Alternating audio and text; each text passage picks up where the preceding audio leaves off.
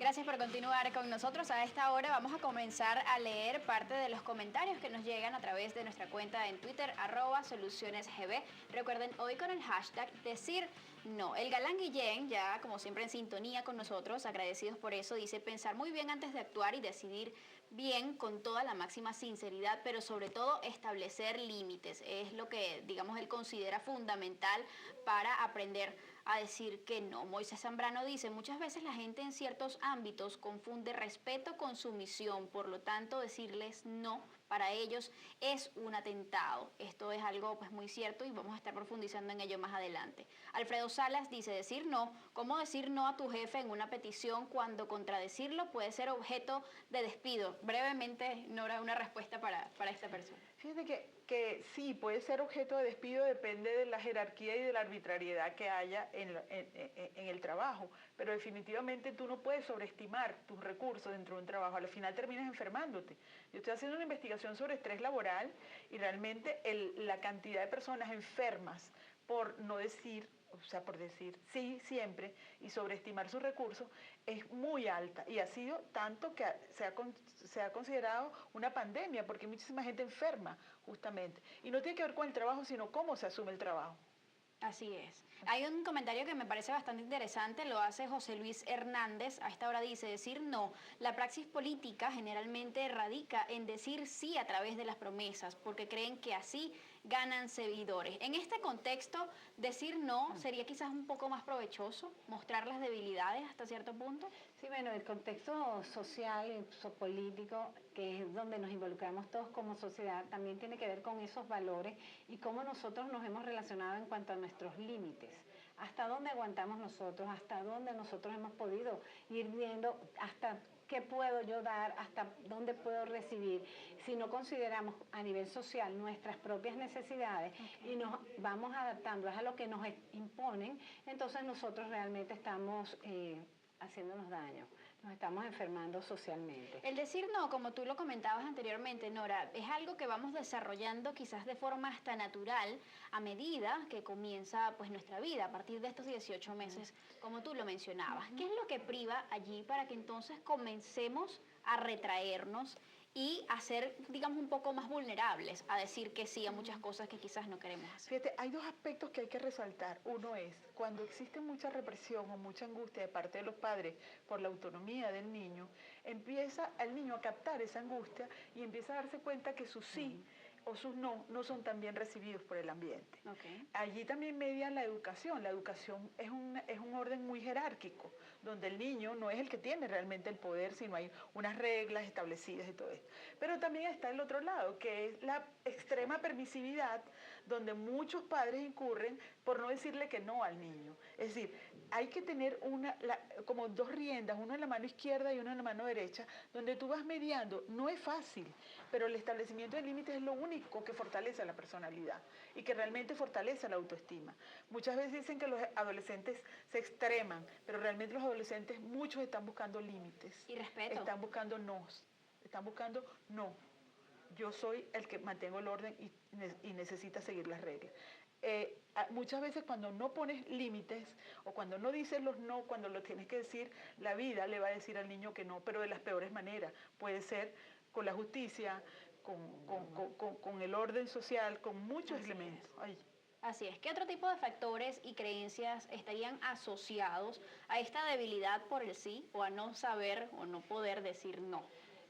En cuanto a las creencias, estas que nos dicen, creemos que a nosotros reafirmarnos, ir diciendo que sí, decir el no, es como que el otro nos va a dejar de querer, ¿no? Y esto tiene que ver con el desarrollo del niño desde que estamos en el vientre materno. Porque sí, en la medida que nosotros vamos sintiendo las emociones, ¿qué pasa con mi madre cuando está en mi vientre materno, en el vientre materno, cuando yo estoy allí? ¿Qué pasa con ese bebé que va sintiendo, él es aceptado, no es aceptado? ¿Cómo se van dando las relaciones entre el niño y su madre en el proceso de desarrollo, cuando va logrando su espacio el niño y si es respetado y logra separarse? Él va poniendo va empezando el límite y va empezando desde el cuerpo. Él va estructurando un esquema corporal, una conciencia de sí mismo, de que puede estar aparte del otro.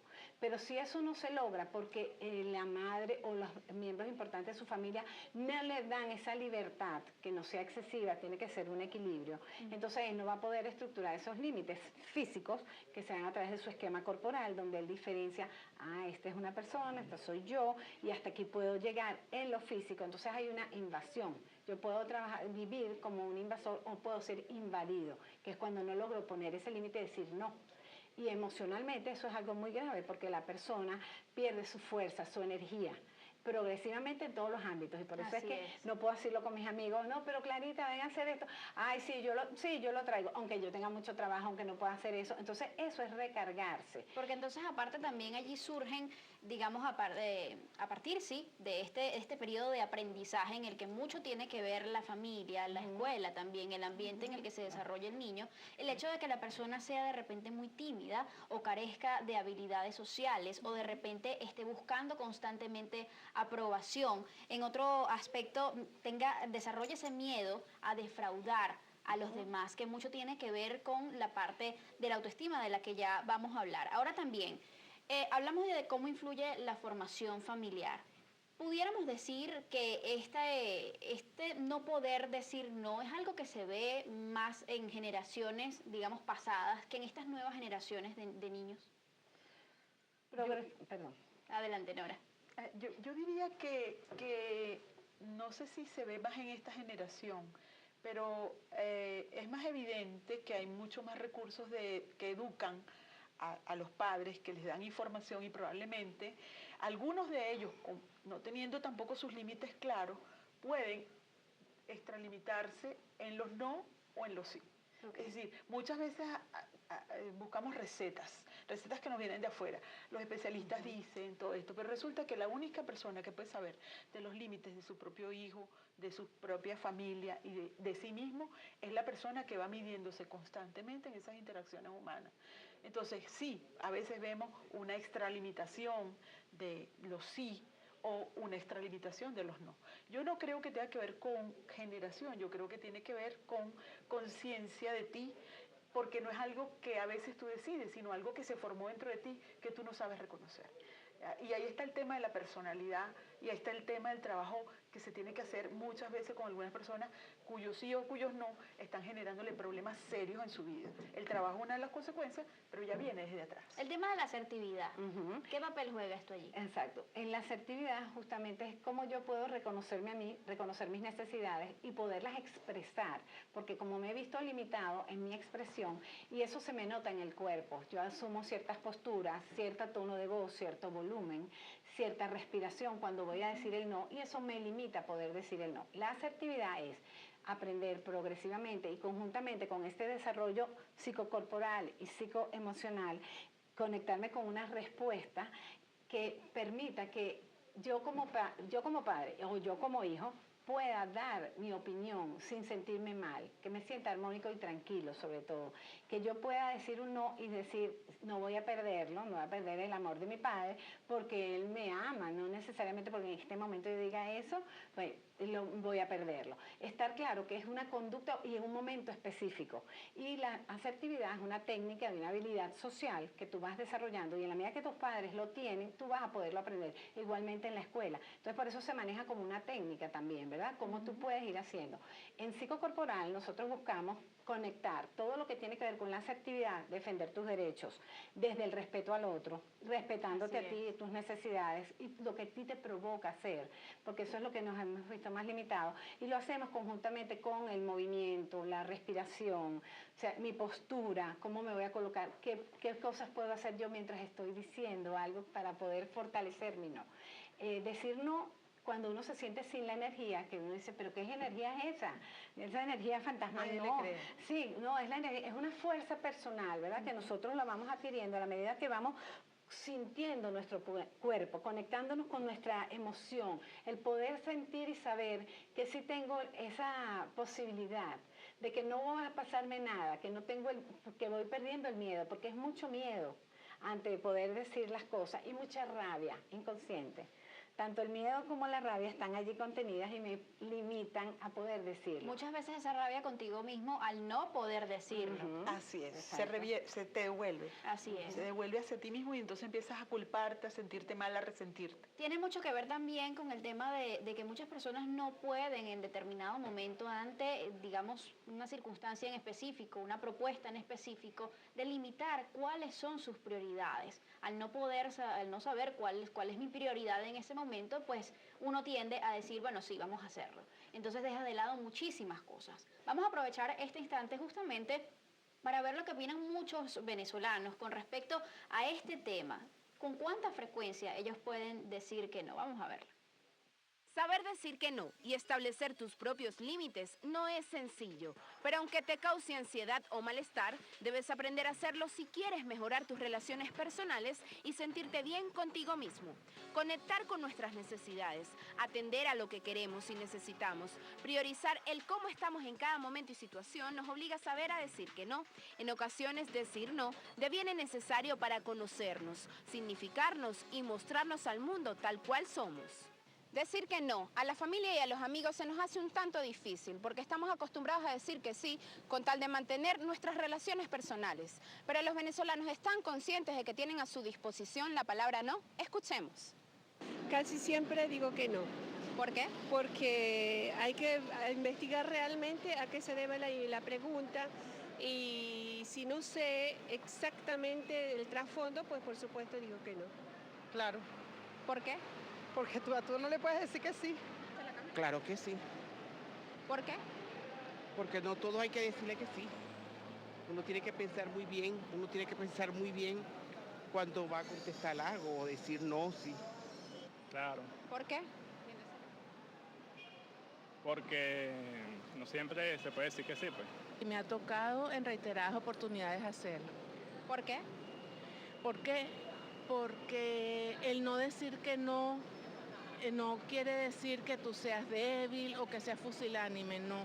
Justamente es todo lo contrario. Es aprender a respetarte, a respetar tus valores, tus principios. Bastante interesante los aportes Sí, que dan sí, muchos sobre todo venezolanos mujeres, con ¿no? respecto Y dicen que Sobre a todo este mujeres. tema. Así es. Ahora bien, tenemos el punto también de decir que sí hasta qué punto nos hace más considerados o de repente también más amables. Fíjate, en el análisis transaccional aborda este tema de cómo es eso que yo digo que sí. Porque cuando una persona me plantea algo y me invita a hacer algo y yo a lo mejor no quiero, quien está respondiendo es mi niño. Si yo me pongo en el nivel del adulto, análisis transaccional trabaja con tres formas de comunicarse, ¿no? Entonces, como un adulto, como un padre, como un adulto, como un niño. Si yo me conecto con el padre, yo voy a decir, a lo mejor digo, sí, pero tenemos que hacer esto, tenemos que hacer esto. Ajá. Si digo que no, y si digo que sí como niño, entonces yo acepto y hago todo sin ni siquiera decir cómo es que lo queremos hacer. Si yo soy adulto, yo voy a decir no, porque en este momento yo estoy en esto y estoy en esta otra cosa. Entonces, el análisis transaccional es un elemento que también nos ofrece una forma de comunicarnos, pero ¿qué pasa? Que como es inconsciente, cuando alguien me dice, X me invita a algo y que yo digo, no, yo estoy estoy muy sobrecargada, no lo debo hacer, pero entonces entra en juego esta cosa, cómo yo me sentía de niña cuando me solicitaban o me obligaban o me pedían algo que yo debía hacer aunque no lo quisiera hacer.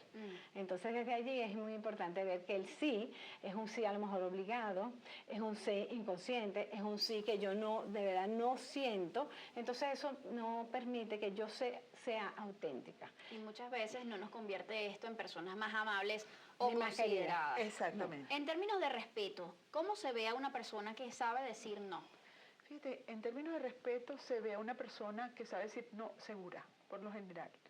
Es como, porque no es una persona oposicionista diciendo que no todo el tiempo, ni tampoco es una persona complaciente diciendo que sí todo el tiempo, sino es una persona, los no hay que saber colocarlos justo donde hay que colocarlos. Así generen, de alguna manera, algún tipo de reacciones polémicas. En el caso de la psicoterapia corporal, nosotros lo que buscamos es que la persona reencuentre esa expresión del no a través de su cuerpo, a través de sacar la voz. Hacemos experiencias muy específicas como por ejemplo un careo entre un sí y un no. Entonces yo te digo que sí y tú me dices que no. Entonces yo te lo digo en diferentes tonos. Te digo, sí, sí lo vas a hacer. Y tú me tienes que decir, no, no lo haré. Entonces, ese careo, y también te digo, por favor, hazlo, tú eres muy buena, tienes que hacerlo. Y entonces ahí vemos la reacción de las personas y sus reacciones corporales. Le pedimos a la persona, registra tus reacciones corporales. Así es. Porque nos interesa que la persona registre qué le pasa cuando dice que sí y quiere decir que no. Importantísimo además manejar esto porque justamente el tema de no saber decir no ante determinadas circunstancias puede llevarnos a experimentar muchísima frustración a lo largo de nuestra vida, muchísimo estrés, además porque solemos sobrecargarnos con responsabilidades que realmente no nos competen, el hecho de no ser respetado, muchas veces porque no tenemos esa capacidad de defender nuestra opinión ante determinada situación e incluso nos puede llevar a tener problemas financieros porque muchas personas se meten en deudas y de repente comienzan a comprar por no decir que no al amigo que te ofreció y terminamos con un problema quizás mucho mayor. Entonces, ¿cómo saber cuándo decir que no? De eso vamos a estar hablando más adelante. Ya venimos.